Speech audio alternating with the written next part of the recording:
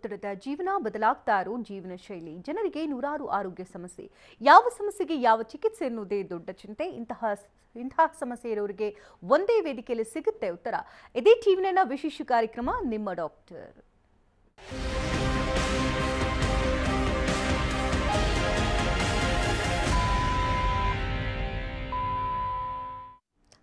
ಬದಲಾಗ್ತಾ ಇರುವಂತಹ ಜೀವನ ಶೈಲಿಯಿಂದ ಅನೇಕ ರೀತಿಯ ಆರೋಗ್ಯ ಸಮಸ್ಯೆಗಳು ಪ್ರತಿಯೊಬ್ಬರನ್ನ ಕಾಡ್ತಾ ಇದೆ.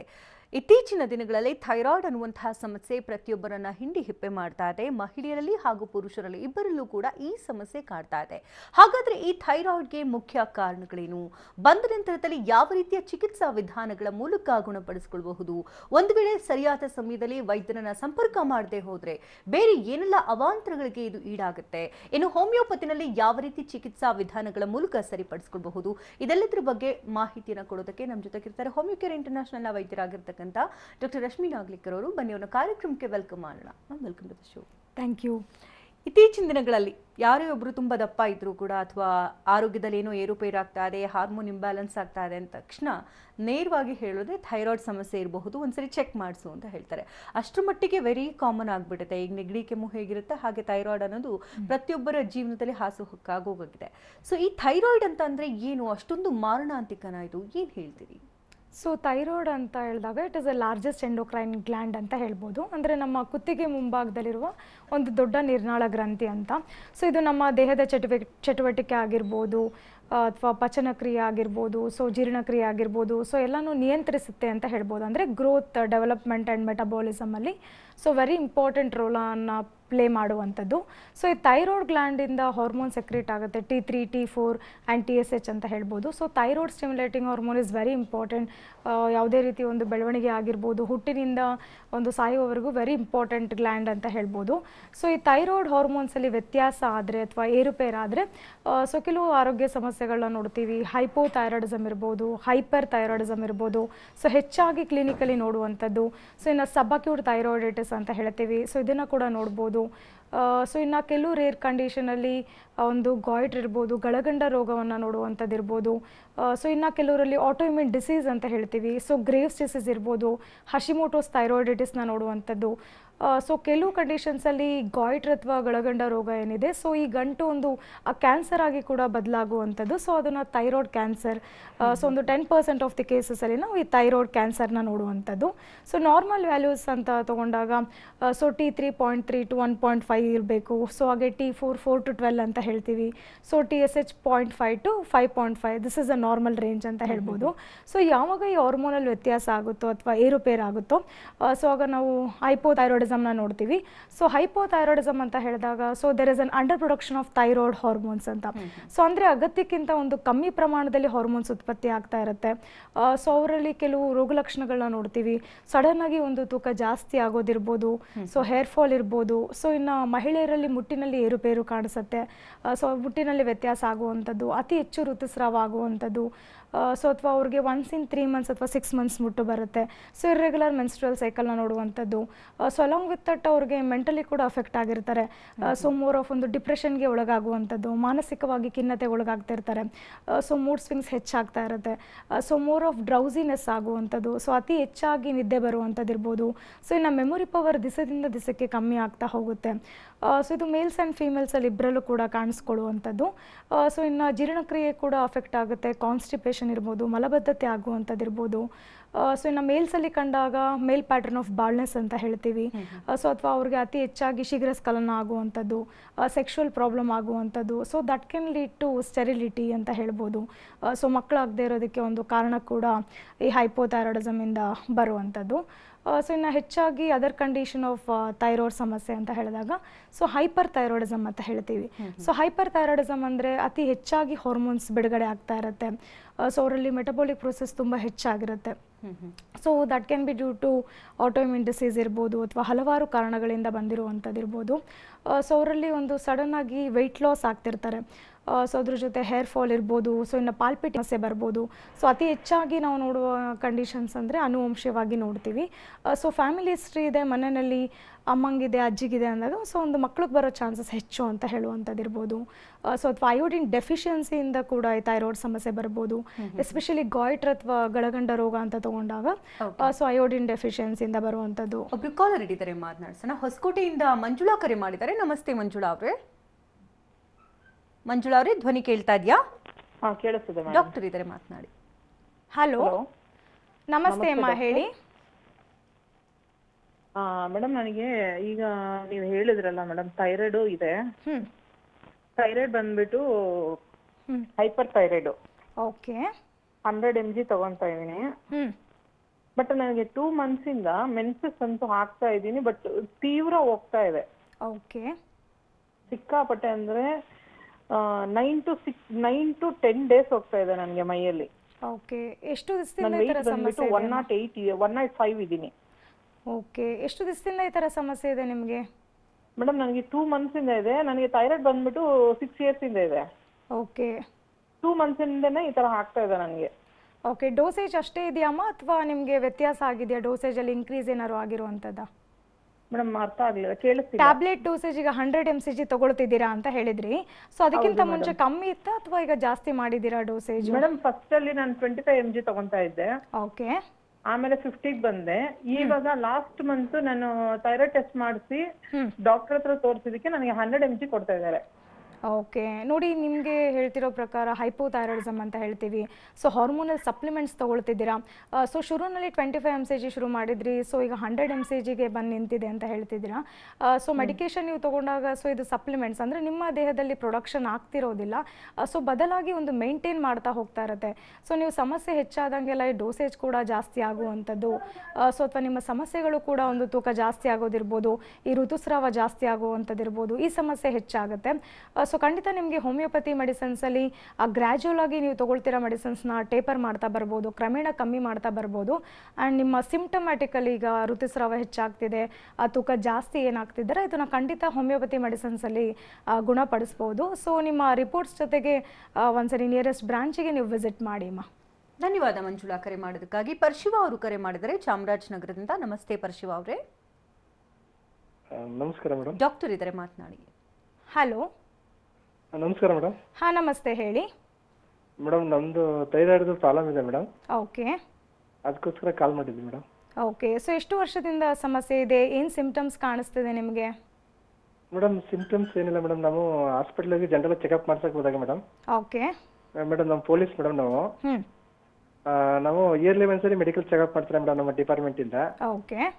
ಆವಾಗ ಹೋದಾಗ ಈ ಥರ ನಿಮ್ಗೆ ಥೈರಾಯ್ಡ್ ಪ್ರಾಬ್ಲಮ್ ಇದೆ ಅಂತ ಫೈಂಡ್ ಔಟ್ ಮಾಡಿದ್ರಿ ಮೇಡಮ್. ಓಕೆ. ಟ್ರೀಟ್ಮೆಂಟ್ ಏನಾದರೂ ತಗೊಳ್ತಿದ್ದೀರಾ? ಶುರು ಮಾಡಿರುವಂಥದ್ದು? ಮೇಡಮ್, ಅದು ಥೈರಾಯ್ಡ್ ಟೆಸ್ಟ್ ಮಾಡಿಸಿದಾಗ ಮೇಡಮ್ ನಮ್ದು 35 ಅಂತೆ ಮೇಡಮ್. TSH. ಓಕೆ. ಅದಕ್ಕೆ 125 ಇದು ಮಿಲಿಗ್ರಾಮ್ದು ಟ್ಯಾಬ್ಲೆಟ್ಸ್ ಕೊಟ್ಟಿದ್ದಾರೆ ಮೇಡಮ್. ಓಕೆ. ಸೊ ಸಿಂಪ್ಟಮ್ಸ್ ಏನು ಕಾಣಿಸ್ತಿಲ್ಲ ನಿಮಗೆ? ರೋಗ ಲಕ್ಷಣಗಳು ಏನು ಕಾಣಿಸ್ತಾ ಇಲ್ವಾ? ಇಲ್ಲ ಮೇಡಮ್, ಇಲ್ಲ ಮೇಡಮ್. ಮಾಮೂಲಿ ಅದು ಚೆಕಪ್ ಮಾಡಿದಾಗ ಈ ತರ ನಿಮ್ಗೆ ಸಿಂಪ್ಟಮ್ಸ್ ಇದೆ. ಮತ್ತೆ ಸ್ವಲ್ಪ ವೆಯ್ಟ್ ಜಾಸ್ತಿ ಆಗಿದೆ ಮೇಡಮ್. 88 ಇದೆ ಮೇಡಮ್. ಓಕೆ. ನೋಡಿ, ತೂಕ ಜಾಸ್ತಿ ಆಗಿರೋದು ಕೂಡ ಒಂದು ಹೈಪೋಥೈರಾಯ್ಡಿಸಮ್ ಅಲ್ಲಿ ಸಿಂಪ್ಟಮ್ ಅಂತ ಹೇಳ್ಬೋದು. ಸೊ ನಿಮಗೆ TSH 35 ಇದೆ. So 125 mg is also high dosage ಅಂತ ಹೇಳ್ಬೋದು. ಸೊ ಮೆಡಿಕೇಶನ್ ತೂಕ ಕೂಡ ತಗೊಳ್ತಿದ್ದೀರಾ, ತೂಕ ಜಾಸ್ತಿ ಆಗಿದ್ದೀರಾ. ಸೊ ಅದರೊಟ್ಟಿಗೆ ಏನು ಸಿಂಪ್ಟಮ್ಸ್ ಇದೆ, ಸೊ ಯಾವ ಕಾರಣಕ್ಕೆ ಬಂದಿದೆ, ಸೊ ಕೇಸ್ ಹಿಸ್ಟ್ರಿ ಕೂಡ ಎವ್ಯಾಲ್ಯೂಯೇಷನ್ ಮಾಡಬೇಕಾಗುತ್ತೆ. ಬಿಕಾಸ್ ನಿಮಗೆ ಸಡನ್ ಒಂದು ರುಟೀನ್ ಚೆಕಪ್ ಮಾಡಬೇಕಾದ್ರೆ ಗೊತ್ತಾಗಿರುವಂಥದ್ದು. ಸೊ ನಿಮ್ಮ ರಿಪೋರ್ಟ್ಸ್ ಜೊತೆಗೆ ಹೋಮಿಯೋಪತಿ ಕ್ಲಿನಿಕ್ ಡೆಫಿನೆಟ್ಲಿ ವಿಸಿಟ್ ಮಾಡಿ. ಸೊ ನಾವು ನಿಮಗೆ ಸೂಕ್ತ ಪರಿಹಾರ ಕೂಡ ತಿಳಿಸ್ಕೊಡ್ತೀವಿ. ಎಲ್ಲಿ ಮೇಡಮ್ ಪ್ಲೇಸ್ ಮೇಡಮ್? ಮಲ್ಲೇಶ್ವರಂ ಅಲ್ಲಿ ಇದೆ. ಸೊ ನೀವು ಮಲ್ಲೇಶ್ವರಂ ಬ್ರಾಂಚಿಗೆ ಬರಬಹುದು. ಧನ್ಯವಾದ ಪರ್ಶಿವ ಅವರ ಕರೆ ಮಾಡೋದಕ್ಕಾಗಿ. ದಿನ ಸಂಚಿಕೆಯಲ್ಲಿ ಥೈರಾಯ್ಡ್ನಿಂದ ಉಂಟಾಗಬಹುದಾದಂತಹ ಸಮಸ್ಯೆಗಳ ಬಗ್ಗೆ, ಅದಕ್ಕೆ ಚಿಕಿತ್ಸಾ ವಿಧಾನದ ಬಗ್ಗೆ ಮಾತನಾಡ್ತಾ ಇದ್ವಿ. ಡಾಕ್ಟರ್ ರಶ್ಮಿ ಅವರು ಕೂಡ ನಮ್ಮೊಂದಿಗಿದ್ದಾರೆ. ಇನ್ನಷ್ಟು ಮಾಹಿತಿಯನ್ನು ಪಡ್ಕೋಣ. ಇನ್ ಕೇಸ್ ಈಗ ನಾವು ಥೈರಾಯ್ಡ್ನ ಸರಿಯಾದ ಸಮಯದಲ್ಲಿ ನೋಡ್ಕೊಳ್ದೆ, ಅದಕ್ಕೆ ಟ್ರೀಟ್ ಮಾಡದೇ ಇದ್ರೆ ಬೇರೆ ಏನೆಲ್ಲ ಅನಾಹುತಗಳಾಗಬಹುದು ಅಂತೀವಿ? ಸೊ ಖಂಡಿತ ಕೆಲವರಿಗೆ ಕಾಂಪ್ಲಿಕೇಶನ್ಸ್ ಕೂಡ ಆಗ್ಬೋದು. ಸೊ ಅವ್ರಿಗೆ ಒಂದು ತೂಕ ಜಾಸ್ತಿ ಆಗ್ತಿದೆ ಅಥವಾ ಹೇರ್ ಫಾಲ್ ಆಗ್ತಿದೆ, ಸೊ ಇನ್ನು ಮುಟ್ಟಿನಲ್ಲಿ ಏರುಪೇರು ಆಗ್ತಿದೆ ಅಂದಾಗ ಸೊ ಡೆಫಿನೆಟ್ಲಿ ಮಹಿಳೆಯರಲ್ಲಿ ಹಾರ್ಮೋನಲ್ ಇಂಬ್ಯಾಲೆನ್ಸಿಂದ ಆಗುವಂಥದ್ದು. ಸೊ ಅವ್ರಿಗೆ PCOD ಇದೆಯಾ ಅಥವಾ ಥೈರಾಯ್ಡ್ ಸಮಸ್ಯೆ ಇದೆಯಾ ಅಂತೇಳಿ ರೂಲ್ ಔಟ್ ಮಾಡಬೇಕಾಗತ್ತೆ. ಸೊ ಅರ್ಲಿಯಾಗಿ ಇನ್ವೆಸ್ಟಿಗೇಷನ್ ಮಾಡಿದ್ರೆ ಉತ್ತಮ ಅಂತ ಹೇಳ್ಬೋದು. ಸೊ ಸಪೋಸ್ ಮ್ಯಾರೇಜ್ ಆದಮೇಲೆ so one of the complication of thyroid ಅಂತ ನೋಡೋದಾದರೆ ಇನ್ಫರ್ಟಿಲಿಟಿ ಅಥವಾ ಬಂಜೆತನಕ್ಕೆ ಎಡೆ ಮಾಡಿಕೊಡುತ್ತೆ ಅಂತ ಹೇಳ್ಬೋದು. ಸೊ ಥೈರಾಯ್ಡ್ ಪೇಷಂಟಲ್ಲಿ ಹೈಪೋ ಅಥವಾ ಹೈಪರ್ ಥೈರಾಯ್ಡಿಸಮ್ ಇದ್ದಾಗ ಸೊ ಎಗ್ ಡೆವಲಪ್ಮೆಂಟ್ ಆಗ್ತಿರೋದಿಲ್ಲ, ಅಂದರೆ ಅಂಡಾಣು ಬೆಳವಣಿಗೆ ಆಗ್ತಿರೋದಿಲ್ಲ. So normal size of the egg ಅಂತ ತೊಗೊಂಡಾಗ 18 to 24 mm ಸೈಜ್ ಇರಬೇಕು ಅಂತ ಹೇಳ್ತೀವಿ. But in case of thyroid ಪೇಷಂಟಲ್ಲಿ ಆ ಪ್ರಿಮೆಚೂರ್ ಓವೇರಿಯನ್ ಫಾಲಿಕಲ್ಸಿಂದ so that can in turn lead to PCOD ಸಮಸ್ಯೆ ಇರ್ಬೋದು. ಸೊ ಅಥವಾ ಥೈರಾಯ್ಡಿಂದ ಒಂದು ಡಯಾಬಿಟಿಕ್ ಸಮಸ್ಯೆ ಬರುವಂಥದ್ದು ಇರ್ಬೋದು. ಸೊ ಅಥವಾ ಕೊಲೆಸ್ಟ್ರಾಲ್ ಜಾಸ್ತಿ ಆಗುವಂಥದ್ದು ಇರ್ಬೋದು. ಸೊ ಇನ್ನು ಹೃದಯ ಸಂಬಂಧಿತ ಕಾಯಿಲೆಗಳು ಬರುವಂಥದ್ದು. ಸೊ ಹಲವಾರು ಕಾಂಪ್ಲಿಕೇಶನ್ಸ್ಗೆ ಎಡೆ ಮಾಡಿಕೊಡುತ್ತೆ. ಸೊ ಅರ್ಲಿಯಾಗಿ ನೋಟಿಸ್ ಮಾಡಿದಾಗ ಸೊ ಅವರು ಟ್ರೀಟ್ಮೆಂಟ್ ಶುರು ಮಾಡೋದ್ರಿಂದ ಅಥವಾ ಅವರ ಡಯಟಿಂದ ಇರ್ಬೋದು, ಸೊ ವಾಕಿಂಗಿಂದ ಇರ್ಬೋದು, ಎಕ್ಸಸೈಸ್ ಇಂದ ಇರ್ಬೋದು, ಸೊ ತಕ್ಕ ಮಟ್ಟಿಗೆ ಕಂಟ್ರೋಲ್ ಮಾಡುವಂಥದ್ದು. ಸೊ ಇನ್ನು ಸಬ್ ಕ್ಲಿನಿಕಲ್ ಥೈರಾಯ್ಡೈಟಿಸ್ ಅಂತ ನೋಡ್ಬೋದು. ಸೊ ಅಥವಾ ಕ್ಲಿನಿಕಲಿ ಶುರುವಾಗಿದ್ದಾಗ ಆಗತಾನೆ ಶುರುವಾಗಿದ್ದಾಗ ಸೊ ಡೆಫಿನೆಟ್ಲಿ ಅವರ ವೆಯ್ಟ್ ಲಾಸ್ ಇಂದ ಇರ್ಬೋದು. ಸೊ ಅಥವಾ ಅವರ ಸಮಸ್ಯೆ ಹೆಚ್ಚಾಗಿದ್ದಾಗ ಸೊ ಮೆಡಿಕೇಷನ್ ಜೊತೆ ಅಲಾಂಗ್ ವಿತ್ ಅವರ ಒಂದು ಲೈಫ್ ಸ್ಟೈಲಲ್ಲಿ ವ್ಯತ್ಯಾಸ ಮಾಡ್ಕೊಳ್ಳೋದ್ರಿಂದ ಲಾಟ್ ಆಫ್ ಸ್ಟ್ರೆಸ್ ಅಥವಾ ಟೆನ್ಷನ್ ಏನಿರುತ್ತೆ ಜೀವನ ಶೈಲಿಯಲ್ಲಿ ಅಥವಾ ಒಂದು ಫಾಸ್ಟ್ ಫುಡ್ ಹ್ಯಾಬಿಟ್ಸ್ ಇರ್ಬೋದು, ಸೊ ಅತಿ ಹೆಚ್ಚಾಗಿ ತೂಕ ಆಗ್ತಿರ್ಬೋದು. ಸೊ ಇದನ್ನೆಲ್ಲ ಕಂಟ್ರೋಲ್ ಮಾಡೋದ್ರಿಂದ ತಕ್ಕ ಮಟ್ಟಿಗೆ ಅವಾಯ್ಡ್ ಮಾಡುವಂಥದ್ದು. ಮತ್ತೊಬ್ರು ಕಾಲರ್ ಇದ್ದಾರೆ, ನಳಿನಾ ಕರೆ ಮಾಡಿದ್ದಾರೆ ಬೆಂಗಳೂರಿನಿಂದ. ನಮಸ್ತೆ ನಳಿನಾ ಅವರೇ. ನಮಸ್ತೆ ಮೇಡಮ್. ಡಾಕ್ಟರ್ ಇದ್ದಾರೆ, ಮಾತನಾಡಿ. ಹಲೋ ಮೇಡಮ್, ನಾನು ಪಾಪು ಆದ್ಮೇಲೆ 1 year ಆಯ್ತು. ಓಕೆ. ಏರ್ ಫಾಲ್ ಆಗ್ತಿತ್ತು ಅಂತ ಬ್ಲಡ್ ಟೆಸ್ಟ್ ಮಾಡಿಸಿದ್ವಿ. ನಮ್ ಡಾಕ್ಟರ್ ಹೇಳಿದ್ರು ಅಂತ ಸ್ವಲ್ಪ ಜಾಸ್ತಿ ಇದೆ ಅಂತ ಟ್ಯಾಬ್ಲೆಟ್ಸ್ ತಗೊಳಕ್ ಹೇಳಿದ್ರು. 3 months ತಗೊಂಡೆ. ಇವಾಗ ಮತ್ತೆ ಕಡಿಮೆ ಆಗಿದೆ, ಸ್ಟಾಪ್ ಮಾಡ್ಬಿಡಿ ಅಂದ್ರು. ಮತ್ತೆ ನೆಕ್ಸ್ಟ್ ಏನು ತೊಂದರೆ ಆಗಲ್ವಾ ಅದರಿಂದ? ಓಕೆ. ಸೊ ಇವಾಗ ನೀವು ಯಾವಾಗ ಟೆಸ್ಟ್ ಮಾಡಿಸಿದ್ದೀರಾ? TSH ಲೆವೆಲ್ ಏನಿದೆ ಅಮ್ಮ? T4 TSH ಅದೇ 4 ಅಂತ ಮಾಡಿಸಿದ್ವಿ ಮೇಡಮ್. ಅದು 0.10 ಇದೆ. ಓಕೆ. ಸೊ ಇವಾಗ ಏನಾದ್ರು ಸಿಂಪ್ಟಮ್ಸ್ ಇದೆಯಾ ನಿಮಗೆ? ರೋಗ ಲಕ್ಷಣಗಳೇನಾದರೂ ಕಾಣಿಸ್ತಿರುವಂಥದ್ದಾ? ಆ ಥರದ್ದು ಏನಿಲ್ಲ, ಅದೇ ಸ್ವಲ್ಪ ಏರ್ ಫಾಲ್ ಹಂಗೆ ಕಂಟಿನ್ಯೂ ಆಗ್ತಿದೆ ಅನಿಸುತ್ತೆ. ಓಕೆ. ನೋಡಿ, ಮತ್ತೆ ಒಂದು 6 months ಆದಮೇಲೆ ನಿಮ್ಮ ಟೆಸ್ಟನ್ನ ರಿಪೀಟ್ ಮಾಡಿ TSHನ ಮಾಡ್ಕೊಳ್ಳಿ. ಸೊ ಮತ್ತೆ ಅದರಲ್ಲಿ ವ್ಯತ್ಯಾಸ ಕಂಡು ಬಂದಲ್ಲಿ ಸೊ ಟ್ರೀಟ್ಮೆಂಟ್ ಅವಶ್ಯಕತೆ ಇರುತ್ತೆ. ಸೊ ಇಲ್ಲ ಅಂದರೆ ಅವಶ್ಯಕತೆ ಇರೋದಿಲ್ಲ. ಸೊ ಆಫ್ಟರ್ ಡೆಲಿವರಿ ಆದಮೇಲೆ ಪೋಸ್ಟ್ ಮಾರ್ಟಮ್ ಥೈರಾಯ್ಡೈಟಿಸ್ ಅಂತ ಹೇಳ್ತೀವಿ. ಸೊ ಕೆಲವರಲ್ಲಿ ಹಾರ್ಮೋನಲ್ ಇಂಬ್ಯಾಲೆನ್ಸ್ ಆಗಿ ಸೊ ಅಥವಾ ಒಂದು ಡಿಪ್ರೆಷನ್ ಇರ್ಬೋದು, ಸೊ ಅಥವಾ ಟೆನ್ಷನ್ ಇರ್ಬೋದು, ಸ್ಟ್ರೆಸ್ಸಿಂದ ಇರ್ಬೋದು. ಸೊ ಅದರಿಂದ ಹಾರ್ಮೋನಲ್ ವ್ಯತ್ಯಾಸ ಆಗಿ ಕೂಡ ಸ್ವಲ್ಪ ಮಹಿಳೆಯರಲ್ಲಿ ಕಂಡು ಬರುತ್ತೆ. ಸೊ ವಿತೌಟ್ ಎನಿ ಮೆಡಿಕೇಷನ್ ಗುಣ ಆಗುವಂಥದ್ದು. ಸೊ ಸಮ್ ಕೇಸಸಲ್ಲಿ ಅದೇ ರೀತಿ ಕಂಟಿನ್ಯೂ ಆದರೆ ಸೊ ಆ ಟೈಮ್ ನಿಮಗೆ ಮೆಡಿಕೇಷನ್ ಅವಶ್ಯಕತೆ ಇರುತ್ತೆ. ಸೊ ಆಫ್ಟರ್ 6 months ಒಂದ್ಸರಿ ರಿಪೀಟ್ ಮಾಡಿ ತದನಂತರ ನೀವು ಡಿಸೈಡ್ ಮಾಡ್ಬೋದು. ಧನ್ಯವಾದ ನಳಿನಾ ಅವರಿಗೆ ಕರೆ ಮಾಡೋದಕ್ಕಾಗಿ. ಈಗ ತುಂಬ ಜನ ಕಾಲರ್ಸ್ ಅಲ್ಲಿ ನಾವು ಕೇಳ್ತಾ ಇದ್ವಿ, ಈಗ ಸ್ಟಾರ್ಟಿಂಗಲ್ಲಿ 25 mg ತಗೊಳ್ತಾ ಇದ್ದವಂತೂ ಇವಾಗ 125 mgಗೆ ಹೋಗ್ತಾ ಇದ್ವಿ, ಮತ್ತೆ ವೆಯ್ಟ್ ಗೇನ್ ಆಗ್ತಾ ಇದೆ. ಮತ್ತೆ ಯಾವ ರೀತಿ ಇದು ಔಷಧಿ ವರ್ಕ್ ಆಗುತ್ತೆ? ಈ ರೀತಿ ಜಾಸ್ತಿ ಆಗ್ತಾ ಹೋದ್ರೆ MG ದೇಹದ ಮೇಲೂ ಕೂಡ ಪರಿಣಾಮ ಬೀಳುತ್ತೆ, ಏನು ಹೇಳ್ತೀರಿ ಈ ಬಗ್ಗೆ? ಸೊ ಅವರು ಆಲ್ರೆಡಿ ಮೆಡಿಕೇಷನ್ಸ್ ತೊಗೊಳ್ತಿರ್ತಾರೆ. ಈಗ 100 ಇರ್ಬೋದು ಅಥವಾ 125 mg ಇರ್ಬೋದು. ಸೊ ಇನಿಷಿಯಲಿ ಅವ್ರು ಹೇಳಿದಾಗೆ 25 mg ಶುರು ಮಾಡಿರ್ತಾರೆ. ಸೊ ತದನಂತರ ಡೋಸೇಜ್ ಇನ್ಕ್ರೀಸ್ ಆಗ್ತಾ ಬರುತ್ತೆ. ಬಿಕಾಸ್ ಅವರ ಸಿಂಪ್ಟಮ್ಸ್ ಅಂದರೆ ರೋಗ ಲಕ್ಷಣಗಳು ಕೂಡ ಜಾಸ್ತಿ ಆಗಿರುವಂಥದ್ದು, ತೂಕ ಜಾಸ್ತಿ ಆಗಿರ್ಬೋದು, ಹೇರ್ ಫಾಲ್ ಇರ್ಬೋದು, ಸೊ ಇನ್ನು ಅತಿ ಹೆಚ್ಚು ಋತುಸ್ರಾವ ಆಗಿರುವಂಥದ್ದು ಇರ್ಬೋದು, ಮೂಡ್ ಸ್ವಿಂಗ್ಸ್ ಆಗಿರ್ಬೋದು. ಸೊ ಈಗ ಹಲವಾರು ಸಮಸ್ಯೆಗಳನ್ನ ಫೇಸ್ ಮಾಡ್ತಿರ್ತಾರೆ. ಸೊ ಕಾಂಪ್ಲಿಕೇಶನ್ ಹೋಗ್ತಿದ್ದಂಗೆ ಅವರ ಡೋಸೇಜ್ ಕೂಡ ಜಾಸ್ತಿ ಆಗುತ್ತೆ. ಬಿಕಾಸ್ ಸಪ್ಲಿಮೆಂಟರಿ ಮೆಡಿಕೇಷನ್ಸ್ ಅಂತ ಹೇಳ್ತೀವಿ. ಸೊ ಹಾರ್ಮೋನಲ್ ಸಪ್ಲಿಮೆಂಟ್ಸ್ ತಗೊಳ್ಳೋದ್ರಿಂದ ಲೈಫ್ ಲಾಂಗ್ ತಗೊಳ್ಳುವಂಥದ್ದು. ಸೊ ಡೆಫಿನೆಟ್ಲಿ ಕಾರಣನ ರೂಲ್ ಔಟ್ ಮಾಡಬೇಕಾಗುತ್ತೆ. ಹೋಮಿಯೋಪತಿ ಮೆಡಿಸಿನ್ಸ್ ತಗೊಂಡಾಗ ಸೊ ಅವರಲ್ಲೇ ಹಾರ್ಮೋನ್ಸ್ ಉತ್ಪತ್ತಿ ಆಗೋದಕ್ಕೆ ಮೆಡಿಸಿನ್ಸ್ ಕೊಟ್ಟಾಗ ಸೊ ಲೈಫ್ ಲಾಂಗ್ ತಗೊಳ್ಳೋ ಅವಶ್ಯಕತೆ ಇರೋದಿಲ್ಲ. ಸೊ ಅವರ ಸ್ಟೇಜ್ ಯಾವುದರಲ್ಲಿದೆ, ಸೊ ಹೈಪೋ ಇರ್ಬೋದು, ಹೈಪರ್ ಇರ್ಬೋದು.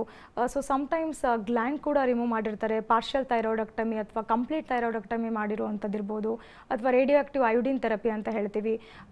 ಗ್ಲ್ಯಾಂಡ್ನ ನಿಷ್ಕ್ರಿಯಗೊಳಿಸಿರ್ತಾರೆ. ಸೊ ಅಂಥ ಟೈಮಲ್ಲಿ ಸಿಂಪ್ಟಮ್ಯಾಟಿಕ್ ಮ್ಯಾನೇಜ್ಮೆಂಟ್ ಕೂಡ ಮಾಡುವಂಥದ್ದು ಇರ್ಬೋದು. So it depends again on the case ಅಂತ ಹೇಳ್ಬೋದು. ಹೋಮಿಯೋಪತಿಗೆ ಶಿಫ್ಟ್ ಆಗುತ್ತಾ ಅಂದರೆ ಈಗ ಒಂದ್ಸರಿ ಥೈರಾಯ್ಡ್ ಬಂದರೆ ಜೀವನ ಪರ್ಯಂತ ಟ್ಯಾಬ್ಲೆಟ್ ತಗೊಳ್ಬೇಕು ಅನ್ನೋ ಅಸಂಪ್ಷನ್ ಅಂತೂ ಇದ್ದೇ ಇರುತ್ತೆ. ಸೊ ಹೋಮಿಯೋಪತಿಗೆ ನಾವು ಶಿಫ್ಟ್ ಆಗ್ತೀವಿ ಅಂತಂದರೆ ಯಾವ ರೀತಿ ಚಿಕಿತ್ಸಾ ವಿಧಾನ ಇರುತ್ತೆ? ಕಂಪ್ಲೀಟ್ ಆಗಿ ನಾವು ಗುಣಮುಖರಾಗಬಹುದಾ, ಥೈರಾಯ್ಡ್ನಿಂದ ಹೊರಬರಬಹುದಾ ಅಂತ?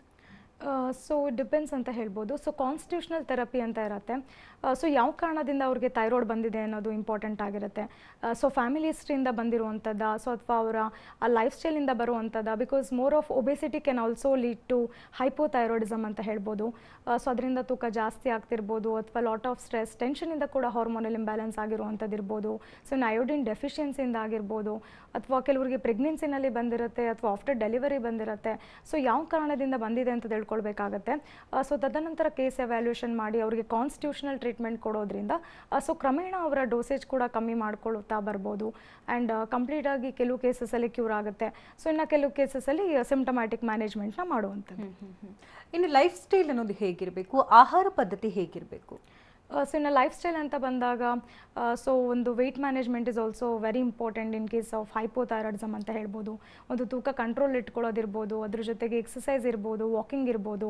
ಸೊ ಇನ್ನು ಥೈರಾಯ್ಡ್ ಸಂಬಂಧಪಟ್ಟಂಗೆ ಗಾಯ್ಟ್ರೋಜನ್ಸ್ ಅಂತ ಹೇಳ್ತೀವಿ, ಕಾಫಿ ಇರ್ಬೋದು, ಕಾಲಿಫ್ಲವರ್ ಇರ್ಬೋದು, ಸೊ ಕ್ಯಾಬೇಜ್ ಇರ್ಬೋದು, ಅಥವಾ ಸ್ಟಿಮ್ಯುಲೆಂಟ್ಸ್, ಟೊಬ್ಯಾಕೋ, ಆಲ್ಕೋಹಾಲ್ ಇರ್ಬೋದು. ಸೊ ಇದೆಲ್ಲ ಥೈರಾಯ್ಡ್ ಸಮಸ್ಯೆನ ಹೆಚ್ಚು ಮಾಡುವಂಥದ್ದು. ಇದನ್ನು ಅವಾಯ್ಡ್ ಮಾಡಬೇಕಾಗತ್ತೆ. ಸೊ ಹೆಚ್ಚಾಗಿ ಕ್ಯಾಲ್ಶಿಯಂ ರಿಚ್ ಫುಡ್ ತೊಗೊಳ್ಳುವಂಥದ್ದು, so more of egg white ಅಥವಾ ಮಿಲ್ಕ್ ತೊಗೊಳ್ಳೋವಂಥದ್ದು ಇರ್ಬೋದು, ಸೊ ಸೀ ಫುಡ್ ತೊಗೊಳ್ಳೋವಂಥದ್ದು ಇರ್ಬೋದು.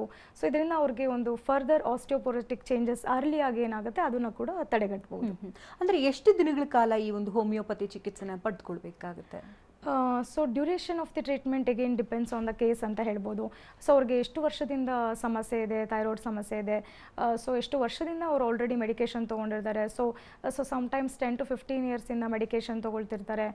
So as of a sudden ಅವ್ರಿಗೆ ಹೋಮಿಯೋಪತಿ ಮೆಡಿಸಿನ್ಸ್ಗೆ ಶಿಫ್ಟ್ ಮಾಡೋಕ್ಕಾಗೋದಿಲ್ಲ. ಸೊ ಗ್ರ್ಯಾಜುವಲಿ ಅವರು ತೊಗೊಳ್ತಿರೋ ಡೋಸೇಜ್ ಏನಿದೆ ಸೊ ಅದನ್ನು ಕ್ರಮೇಣ ಕಮ್ಮಿ ಮಾಡ್ತಾ ಬರಬೇಕಾಗತ್ತೆ. ಅದ್ರ ಜೊತೆ ಡಯಟ್ ಇರ್ಬೋದು, ಎಕ್ಸಸೈಸ್ ಇರ್ಬೋದು, ಸೊ ಅದನ್ನು ಕೂಡ ಅಡ್ವೈಸ್ ಮಾಡ್ತೀವಿ. So depends each and every ಕೇಸಲ್ಲಿ ಇದು ಡಿಫ್ರೆಂಟ್ ಆಗಿರುತ್ತೆ ಅಂತಲೇ ಹೇಳ್ಬೋದು. ಓಕೆ ಡಾಕ್ಟರ್, ಕಾರ್ಯಕ್ರಮಕ್ಕೆ ಆಗಮಿಸಿ ಹಲವು ಮಾಹಿತಿಯನ್ನು ನೀಡಿದ್ದಕ್ಕಾಗಿ ಧನ್ಯವಾದ ತಮಗೆ. Thank you. ವೀಕ್ಷಕರೇ, ಡಾಕ್ಟರ್ ರಶ್ಮಿ ನಾಗ್ಲಿಕರ್ ಅವ್ರನ್ನ ಭೇಟಿ ಮಾಡಬೇಕಂದ್ರೆ ಅಡ್ರೆಸ್ ಪ್ಲೇಟ್ ಈ ರೀತಿ ನೋಟ್ ಮಾಡ್ಕೊಳ್ಳಿ. ಹೋಮಿಕೇರ್ ಇಂಟರ್ನ್ಯಾಷನಲ್ ಪ್ರೈವೇಟ್ ಲಿಮಿಟೆಡ್ ಬೆಂಗಳೂರಿನ ಬ್ರಾಂಚಸ್ ಜಯನಗರ, ಮಲ್ಲೇಶ್ವರಂ, ಇಂದಿರಾನಗರ, HSR ಲೇಔಟ್ನಲ್ಲಿದೆ. ಹಾಗೆ ಇತರೆ ಬ್ರಾಂಚಸ್ಗಳು ಬೆಳಗಾವಿ, ದಾವಣಗೆರೆ, ಹುಬ್ಬಳ್ಳಿ, ಮೈಸೂರು, ಮಂಗಳೂರು, ಕಲಬುರಗಿ, ಬಳ್ಳಾರಿ, ವಿಜಯಪುರ, ಹಾಸನ, ಬೀದರ್, ಶಿವಮೊಗ್ಗ ಹಾಗೂ ತುಮಕೂರಿನಲ್ಲಿದೆ. ಕಾಂಟ್ಯಾಕ್ಟ್ ನಂಬರ್ ಈ ರೀತಿ ಇದೆ: 180010081212, ಮತ್ತೊಂದು ಸಂಖ್ಯೆ 9550001133.